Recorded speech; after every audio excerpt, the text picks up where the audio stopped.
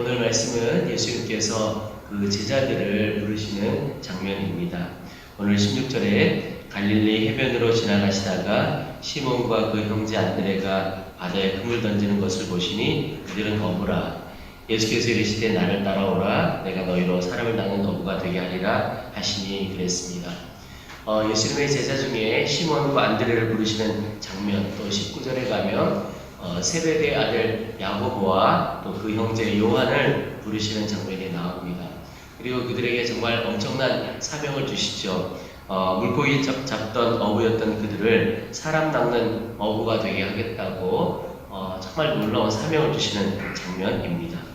그런데 오늘 말씀에 보면 예수님께서 제자로 불러주셨던 사람들의 특징이 하나가 있는데 그들이 다른 사람들이 아니었고 어부였다는 것입니다. 오늘 본문에 보면 어부였던 사람, 그래서 네 사람을 부르시는데 이 어부가 그 당시 어떤 사람이었냐면 세상적으로는 낮고 천한 사람들이었습니다. 결코 존중받던 자리에 있던 사람들이 아닙니다. 그 이후에 마태라든지 여러 다른 사람들도 부르시지만 마태 같은 사람도 그렇습니다. 세리였죠. 경제적으로는 꽤 괜찮은 사람일지 모르지만 그 당시 세리였던 까닭에 세상 많은 사람들에게 손가락질 당하는 사람이었습니다. 예수님의 제자들은 결코 세상적으로 대단해 보이는 사람들이 아니었고 낮고 천하고 약한 사람들, 그런 사람들에게 주님께서 찾아오셨고 불러주시고 제자로 삼아주신 것입니다. 왜 주님께서 그렇게 약하고 낮은 사람들을 주님의 제자로 부르셨던 것일까요? 그것은 바로 낮고 약한 사람을 통해서 하나님을 온전히 드러낼 수 있기 때문에 그렇습니다. 고린도전서 1장에 형제들아 너희를 부르심을 보라. 육체를 따라 지혜로운 자가 많지 아니하며 능한 자가 많지 아니하며 문벌 좋은 자가 많지 아니하도다. 괜찮은 사람 별로 없다 이런 뜻입니다. 그런데 그 이후에 보면 하나님께서 세상의 미련한 것들을 택하사 지혜 있는 자들을 부끄럽게 하려 하시고 세상의 약한 것들을 택하사 강한 것들을 부끄럽게 하려 하시며 하나님께서 세상의 천한 것들과 멸시받는 것들과 없는 것들을 택하사 있는 것들을 피하려 하시나니 이는 아무도 아무 육체도 하나님 앞에서 자랑하지 못하게 하려 하심이라. 오직 하나님 드러내기 위하여 하나님께서 불러주신 이들이 낮고 약하고 천한 이들이었다 하는 것입니다. 그러나 하나님의 영광을, 하나님을 드러내는 것뿐만 아니라 주님께서 제자로 불러주셨던 사람들의 특징이 하나가 있는데 그것은 바로 낮고 약하고 천한 자들이었지만 가르치기에 좋은 사람들이었다라고 하는 것입니다.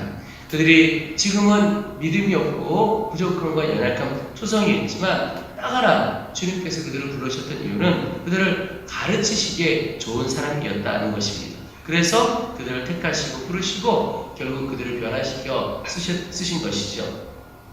여러분, 우리가 생각해 보아야 할 것이 우리는 얼마나 낮고 약한 사람인가. 우리의 인생을 조금만 돌이켜보고 생각해보면 조금만 솔직하게 보면 정말 정직히 보면 그렇습니다. 우리는 낮고 약하고 연약한 자들입니다. 자격 없는 자들이라는 거죠.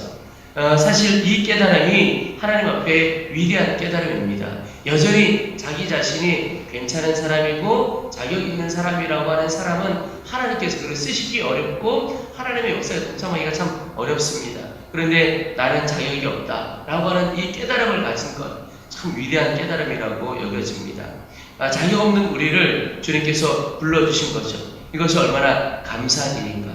여러분, 우리가 하나님의 은혜를 경험하고 하나님의 역사를 경험하는 것이 자격 없음을 깨닫게 되는 것인데 바로 우리의 자격 없음이 자격입니다. 그것 때문에 하나님이 우리를 부르시고 은혜 주시는 겁니다. 여러분, 오늘 우리의 연약함 때문에 하나님이 나를 부르시고 이 자리에 은혜 자리로 불러주셨다. 감사하는 시간 되시기를 바랍니다. 특별히 나의 약함을 계속해서 바라볼 것이 아니라 그런 약한 나를 부르시는 주님을 바라보는 눈이 열려져야 하겠습니다. 또한 우리의 마음이 주님의 가르치심에 아멘할 준비가 되어 있으면 나의 연약함이나 나의 부족함은 아무 상관이 없는 겁니다. 하나님의 능력은 그 어떤 자도 불러서 변화시키시고 쓰시기에 충분한 능력을 가지고 계신 분이십니다. 오늘 하루 우리의 삶 가운데 내 영혼 가운데도 연약한 부족함이 있겠지만 그 부족한 자를 부르시는 주를 바라보는 하루, 또 그 말씀에 주의 말씀에 아멘할 수 있기를 축원합니다.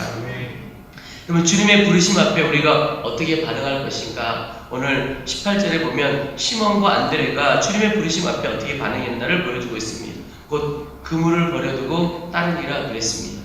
또 20절에도 가면 세베대 아들 야고보와 요한 역시 주님께서 부르실 때 그 아버지 세베대를 품꾼들과 함께 배에 버려두고 예수를 따라가니라 그랬습니다. 시몬과 안드레, 그들은 물고기 잡는 어부였습니다. 그들에게 그물은 그들 인생의 전부인 겁니다. 야고보와 요한에게 아버지 그리고 품꾼들 배 그들의 인생의 전부입니다. 그런데 물고기 낚던 그들에게 있어서 그물이라든지 배라든지 이런 모든 것들을 다 버려두고 주님을 따랐다라고 하는 것은 이 주님께서 불러주셨던 제자들이 그 부르심 앞에 자기 인생의 전부를 다 버리고 주님을 따라갔다는 것을 우리에게 말씀하고 있습니다. 여러분, 주님을 따른다는 것은 이런 것입니다. 주님께서 나를 따르려거든 자기를 부인하고 자기 십자가 지고 나를 따르라 그랬습니다. 여러분, 내 손에 무언가를 움켜쥐고 주님의 손 잡을 수는 없습니다. 우리가 왜 그렇게 신앙생활하고 예수님을 믿는다고 하지만 여전히 우리의 삶에 하나님의 능력도 드러나지 않고 하나님의 권세도 드러나지 않는 믿음 없고 능력 없는 삶을 살아가고 있는가? 이것이 안 되기 때문에 그런 겁니다. 주님을 따를 때 나는 내 인생의 그물을 다 버려두었는가? 나는 내 자신을 부인하고 주님을 온전히 따르는 사람인가? 진정한 제자는 자신의 것을 버려두고 예수님을 온전히 따르는 사람이 진짜 제자인 것입니다. 우리 교회에서 예수님의 사람 제자 훈련을 하죠. 그런데 이 제자 훈련이라고 하는 것은 결코 성경 공부가 아닙니다. 성경에 대한 지식을 갖는 시간이 제자 훈련이 아니고 나의 그물을 버리는 훈련을 하는 것이 제자 훈련입니다. 이 그물을 온전히 버리게 될 때 진짜 제자가 되기 때문에 그런 겁니다. 성경은 많이 알지만 여전히 자기 욕심 붙들고 살아가기에 제자가 되지 못하는 것이고 그것 때문에 세상으로부터도 손가락질 당하고 주님은 너무나 안타까워하고 있다는 사실을 우리가 알아야겠습니다. 여러분, 내 삶에서 내가 내려놓아야 할 것은 무엇입니까? 오늘 우리의 삶에 주의 부르심 앞에 내려놓아야 할 그물은 무엇인가 살펴보았으면 좋겠습니다.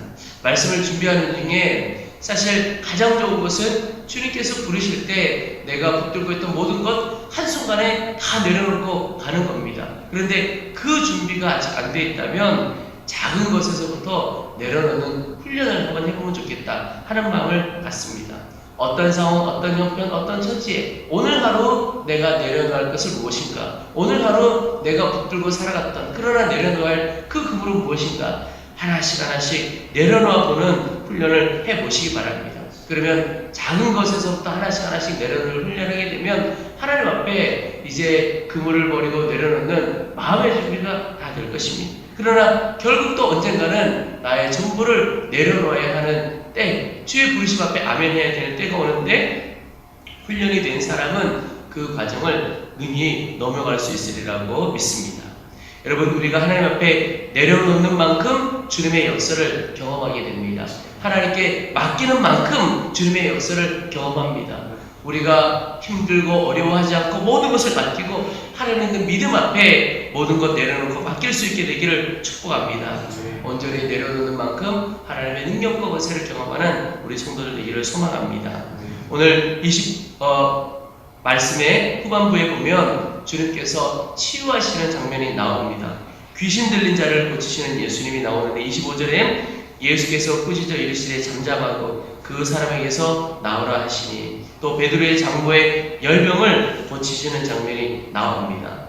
그 이후에 34절에 보면 소문을 듣고 모든 병자와 귀신들이 예수님께로 몰려듭니다. 그때 예수님께서 각종 병이 든 많은 사람을 고치시며 많은 귀신을 내쫓으시되 귀신이 자기를 알므로 그 말하는 것을 허락하지 아니하시니라.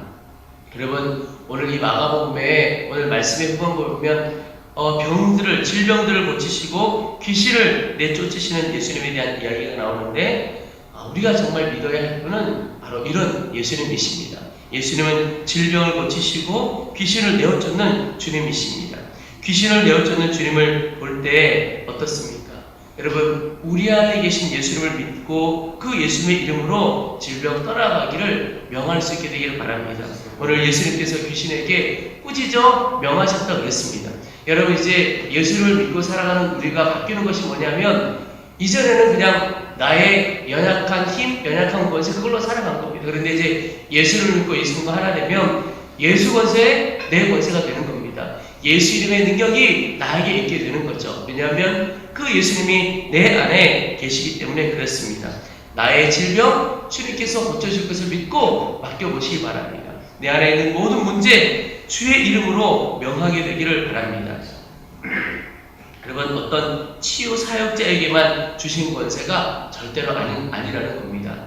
주님께서 귀신을 내어쫓고 질병을 고치셨던 이 역사는 지금도 이 시대에 동일하게 이루어지고 있습니다. 지금 오늘 우리에게 이런 역사가 왜 눈에 잘 보이지 않느냐? 여러분, 선교지에 가면 이런 역사가 실제로 많이 일어납니다. 그런데 이곳에서, 우리가 살고 있는 이곳에서 이런 일들이 잘 일어나지 않는 이유는 우리의 믿음의 문제와 함께 우리의 삶에 병원도 있고 우리가 의지할 때 있게 너무 많은 겁니다. 병원을 가고 또 세상의 의술의 도움을 받지 않아야 된다, 이런 뜻이 절대 아닙니다. 그런 도움도 적절히 받아야 합니다. 그와 함께 정말 주를 믿는 믿음으로 살아가는 것이 필요하다는 겁니다. 여러분, 오늘 어떤 특별한 사람에게 주신 권세가 아니고 예수 믿는 모든 이들에게 주신 권세, 그러나 것을 믿음으로만 사용할 수 있는 겁니다. 오늘 믿음으로 다 명해 보시기 바랍니다. 내 자신에게도 다른 주변에 있는 환우들에게도 믿음으로 명해 보시기 바랍니다. 주님께서 생명으로 우리 가운데 역사해 주실 것입니다. 그것과 함께 우리가 기도했으면 하는 것 하나는요, 바로 우리 교회가 이런 교회가 되기를 원하는 것입니다. 여러분, 예수님께서 귀신을 내어쫓고 또 질병 환자들, 병이 든 사람을 고쳐주셨을 때 사람들이 그에게 몰려왔다 그랬습니다. 이유는 예수님 안에 생명의 능력이 있었기 때문에 그렇습니다. 저는 우리 교회가 생명의 능력을 가진 교회이기를 원합니다. 세상에 무거운 짐을 지고 가고 질병을 가지고 있고 삶에 많은 문제를 가지고 있는 이들이 우리 교회에 와서 주님을 만나고 예배하고 주 앞에 나아가면서 치유받고 회복되어지기를 원하는 겁니다.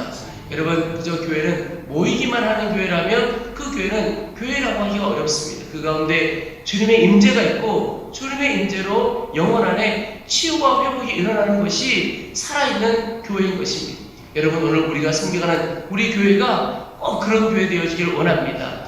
아픔을 갖고 상처를 입고 연약함을 가지고 있는 이들이 주님 앞에 나와 생명의 능력을 얻고 살아나고 힘을 얻는 교회이기를 원합니다.